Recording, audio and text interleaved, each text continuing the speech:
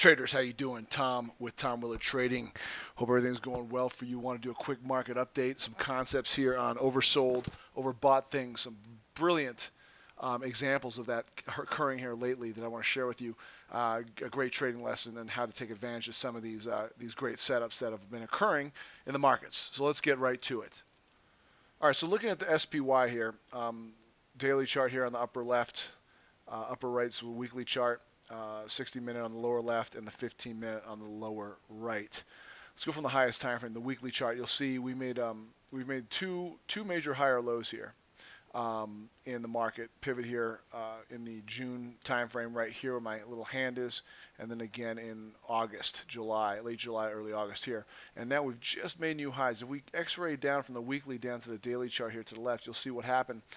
We have a very sloppy cup here where we made 3 attempts to go lower and just rebuffed them with the lowest low occurring here, then multiple 1, 2, 3 higher lows, 4 higher lows, 5 higher lows, 6 higher lows. The 7th higher low here off this little handle off the cup formation, as I draw this out, if you follow my mouse here, as it goes around, you got a handle, and it broke out. It actually broke out above. Now the volume wasn't very convincing on the breakout. This is a very mature uptrend. Could be a possible double top, and it didn't break out by much. I think that the previous high here broke out by about 40 cents on a $302 issue, the SPY. And now you'll see it's come back down. The tightest of stops typically on these breakouts are below the previous pivot, which was this low here where my arrow is. And you see it took out that low on Friday. So it drained out any stops that were there. The next point of support or stop area is this here right around this bottoming tail here at 295. $296 a share, and then the gap fill here at about 294, and then of course down to these pivots down here, which are way far away. You know, from an overall perspective, you're talking 302 down to 280-ish for your stops, and it's okay to use stops like that as long as you're getting reward for your risk. So you're risking, you know, $22 a share, say for example. You better have a 66, you know, 3 times that for a target in general and be able to hit it and hold on and hit it if you want to use stops that big. Otherwise, you get chopped to pieces and take these big losses and drawdowns.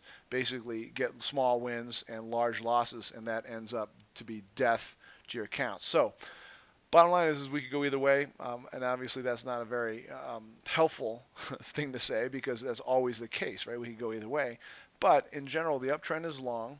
It's up here. We are at highs. What I like to see little drain outs like this. I didn't buy this breakout here. I'm not buying this breakout. What I'm looking for is a drain out. Possibly here we took out this pivot. Maybe we take out this pivot and we can hold and show some support and some positive volume action here on the daily. And then we can look to get in, or I will look to get in and ride this thing for a potential move higher if it can break above. If this is a double top, then obviously this could come down quite a ways. From a reward to risk perspective, playing that game where you get in here short now with a stop near the highs. From a reward to risk with your first target being in that area, I can see where that might be enticing for some if you think this market is overdone and ready to come back down. And in fact, if I were forced to trade, I would probably take that route as opposed to the going long route here. But I'm doing neither right now. I'm watching. I'm playing specific issues, which I'm going to talk about here from my scans this weekend and share with you. But let's first get to this critical lesson I want to talk about. Let's talk about Roku, which is a stock here that you could see on the daily chart here had a really nice precipitous run. Then had this huge down day here. In fact, if you look on the weekly chart, it moved up many days in a row, and then it gapped up here. This was a potential and large short watch day. I actually shorted this stock this day. Intraday only. I didn't stay in it, unfortunately, but I stayed to my plan.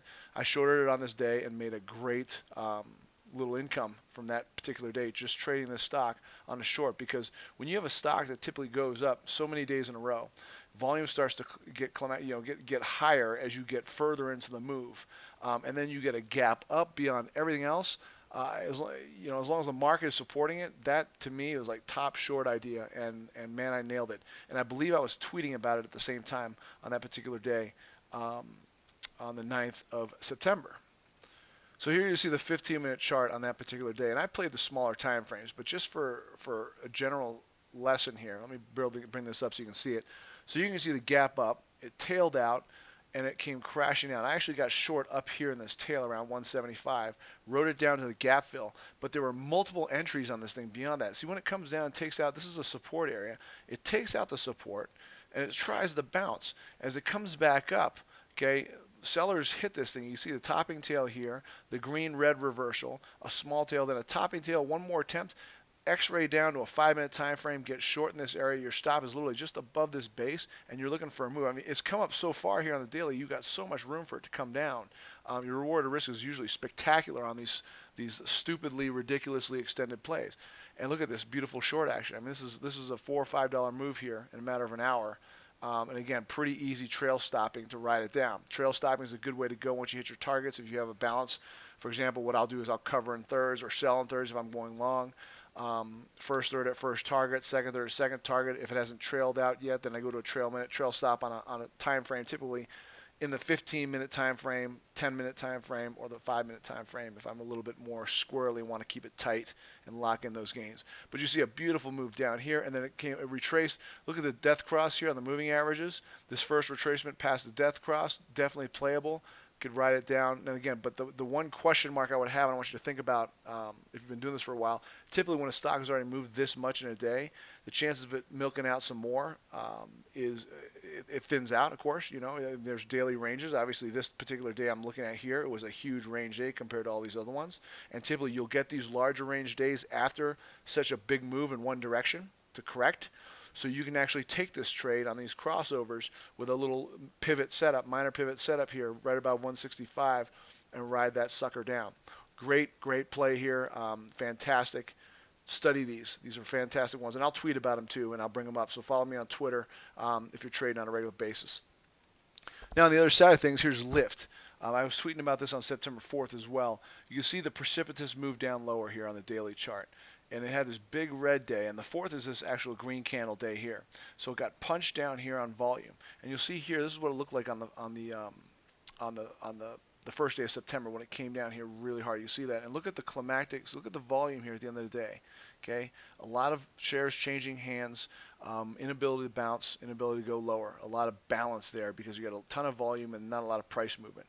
Okay, and after a pretty much 1, 2, 3, 4, I mean a little pivot there, but say 3, 6, I don't know, 15 days down in a row, a couple of up days here, but pretty much been crushed off these lows, right, down to new lows. And look here too, at $48, there's a support area that this day, before the day I played it long here on the green candle, it had just broken that and had been massive volume. So front of my list, top long idea, look for an opportunity to get long. You don't just get in arbitrarily, okay? You look for an opportunity. Well, here it was. Green bar. I was like, all right, let's see if we get support in this area. I was watching it. Again, this is a 15-minute chart. On the smaller time frames, I was watching it, and when it broke through the lows, I thought, all right, let's start really watching it now. Let's see what happens. Came down, and look at the volume picked up big time. Bottoming tail out on the X-ray on the 5-minute time frame. Beautiful setup in here. Get long right around $45 a share. Your stop right below the low. Your target, the high of the day. You'll notice there's a resistance area in the same area. So you got 46.25 area for your target, and it was really seamless. It just shot right up and hit my target, and I was out. So a perfect way of playing something that's over shoulder, overbought, as in Roku, and going the other way and making dollars on the intraday basis, in and out like a robbery. Now again, you could hold this longer if you wanted to, but you can see in this particular case, Lyft went lower over the next few days, and now it's been kind of basing. Okay, but now actually I'm interested in this long. I want to see a setup here as a kind of a bottoming with, and of course with the market picking up strength if it does. You'll need the market on your side, but this thing is holding here. You got a couple of bottoming tails. This is obviously your line in the sand with your stop right down here where this green candle is here. But I'm watching this as overall long. But you can play it on multiple time frames. In this particular case, for this lesson, I played it intraday, 5-minute chart, 3 to 5 minute chart, long on this September 4th. A fantastic trade, great way to make some income doing these. Let's talk about some ideas for this week and beyond. Swing trades. We're not talking day trades now. We're talking longer term trades, multi-day trades, multi-week trades. WPM here, position I'm in. I've been in for a long time, been riding this thing up. You got a nice pullback here. I've been selling into the strength as it gets away from the moving average. See where this topping tail is? As it gets further away, you sell parts of your shares, you let it pull back, you buy them back. Okay, sell part, buy back. All right.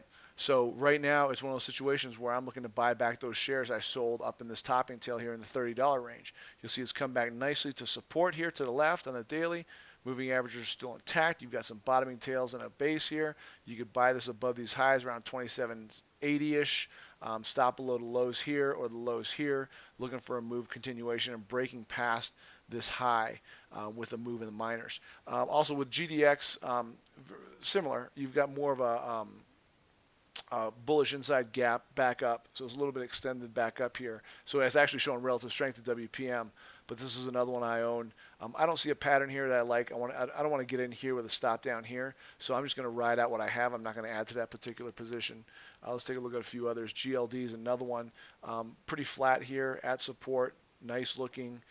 It's up here still pretty extended from the moving average. I'd like to see it come in a little bit more since I already own a position. I probably won't add to it up here. I'd like to see it come down a little bit more, and then obviously moving my stop along the way to major pivots on the weekly chart for the lion's share of my position. As it gets farther away, like here, you're selling into that, selling portions in 20, 30%, whatever your plan calls for. But as it gets extended, don't get too greedy. Sell parts of it. Don't sell all of it. Okay, especially if you're thinking if the thing's starting a new trend to the upside, which it looks like gold miners and the like are doing, you got to own a piece of the action. I'm gonna always have a piece of the action here until we get climactic. But I'm selling pieces as they move higher and away from the moving averages and get extended, and then looking for pullbacks to buy them back. And of course, don't get all bent out of shape when it pulls back because obviously your paper gains are gonna evaporate a little bit as it pull back. But just realize that's part of the game, and nothing's gonna go straight up or down in the long run. A few of the strong ones are a bit sloppy. This VIAV, I like the uptrend here. It's holding. You can see it's flagging out here on the daily chart. Look for a setup entry over these highs over 15 and change. Not quite ready yet, I don't think, but I like the way it looks in general. So VIAV is another one I scanned that I'm looking at. Arena is another one. You've got a nice crisp pullback here to support. Moving averages in the range here. You can see you've got a lower low, now a higher low, kind of like an inverse head and shoulders possibly forming. I'm looking for a move back up into the 54, 55 range before I touch this thing. Right now, I like the higher volume here with the doji star and the bottoming tail and the higher low with the volume. I'd like to see what happens tomorrow and the rest of this week. See if that bottom holds there. If this volume and that tail holds and it starts to move up here aggressively, I think I'm going to try to get in. So Arena is another one worth watching on the long side, in my opinion. The home builders, Estee Lauder here. I'll bring up the home builders in a second. This one also is in a nice uptrend. It's here at gap support. See how it behaves here at 190 to 195. I don't have a trigger to buy at 195. You could. But I'm watching. I want to see how it behaves. I want to see if I can hold this gap here. If it starts to come back down to the gap and get down in this area here where the rising moving average is, again, it depends on the candlesticks and their relationship to each other when they pop down there. But I'm considering buying this one and watching it as a play. The home builders, I've been mentioning DHI on the breakout here and here. If you're in it, great. I don't see an entry here. It's breaking out kind of on the daily, but the base is sloppy. But nonetheless, it is strong. Hold it if you're in the long on it. It looks good. It looks higher. I don't see an add to it right now. Toll Brothers got Climactic there on the daily. You can see it whipped up here. It's pulled back here nicely. I'd like to see a flag, maybe a consolidation, maybe a couple of tails trying to go lower, popping back up, and then you could buy it over whatever the highs are in this area here on Toll. Let's look at a few others. Pulte Home, another one, just a grind. It makes me think of Procter & Gamble too. I'll show you that one in a second. Grinding up here and really no entry. If you're in it, enjoy it. Just ride it out, trade it, manage it to your plan. It looks like it can continue to grind higher, but I don't see a legitimate, reasonable entry from a candlestick perspective. Lennar, another one up here near the highs, got to set up. Not really setting up for you, just kind of sitting up here. So look for a setup on these. I think they do look higher. They're uptrending. It doesn't mean they can't fall down the toilet here. Again, don't just automatically assume because something's in an uptrend it's going to continue, even if it's in its infancy of the uptrend. You got to have stops. You got to have a plan. But these do look higher, but I don't see any really legitimate entries on them right now. I mentioned some before. I'm in some of them, and I'm just riding them. Procter & Gamble, that's another one, man. Look at this thing grind. Grind. But it's a beautiful thing if you own this thing, right? Pretty easy, seamless. You got a couple of scares here, but in general, it's been pretty easy to hold. But the problem is for guys like me that don't own it, I can't get in it. There's really no entry right now. You can see it's kind of basing out here, and you can see it's really staying equidistant from that rising moving average. So it's just kind of staying right in line with that. So buying a breakout above that for it to be buying it the furthest away it is from the moving average after a pronounced run like this, to me is Well, bold is a nice way to put it. Stupid is probably a better way to put it. So I'm not gonna do that. I'm just gonna watch it. But it's just interesting. I want to show you that that's a grind, and really, you can't get over bent out of shape and say, oh, I missed it. I just need to get on. Don't need to get on. Don't be desperate. Relax. Take a look around. There's a lot of stocks to look at. This is one that looks great in general. If you're in it, if you're not like me, I'm gonna keep it on my radar in case I get a setup. But I don't see any entry happening for me on this, at least this week. Let's see, Celgene. Celgene, another one I talked about. We got a break. You got a higher low here, higher high, higher low. It's back up here. No real clean setup. It's trying to break above here. You can see there's a little bit of a breakout here, and it's kind of pausing. Keep around. I think the Celgene might be worthwhile for a long if it sets up. Shorts. Foot Locker. I like this Foot Locker retracement here to the declining moving average on the weekly. You can see the break here. A lot of the retailers got smacked on Friday late afternoon. You can see a lot of them got punched. I think a short under here in this 39.50 range with a stop at about $44 a share is definitely worth looking at. Typically, this first retracement after a big bold move with volume here will fail. You can see it attempted to go lower here, so you may get a little bit of a chance to get in up here, but I'm watching this. I think this is a decent short idea on Foot Locker. Hasbro. This one here is also one that I'm thinking it got crushed here on volume. Notice this new high. It's counter trend because it looks stronger than weak. It's not in a downtrend like Foot Locker, but I like this as a possible counter trend short on a failed breakout on something that's pretty extended up here on the daily chart from this pronounced move lower. I think you might be able to take a shot at this at 117, stop 121, target 105 if that blows your skirt up. Let's see, Baba. It's another one here. It's breaking out, but I just don't trust this thing. It's sloppy. Look at the daily chart. I'm looking for this to fail breakout. Again, it's more advanced of a trade. It depends on China, obviously, but no entry on it right here. But I want to see. I'm really curious. Volume, doji, tails all over the place. I want to see what happens here. But this is a day trading phenom. I love trading this Bob on the day trades. Keep an eye on this as a possible short setup. I'm definitely not swing long in this thing at this point. But right now it is counter trend, so it's a little more risky to go short on something so strong. CarMax is another one in an uptrend. It looks a lot like that other one where it's just kind of grinding it out and it's running out of steam up here.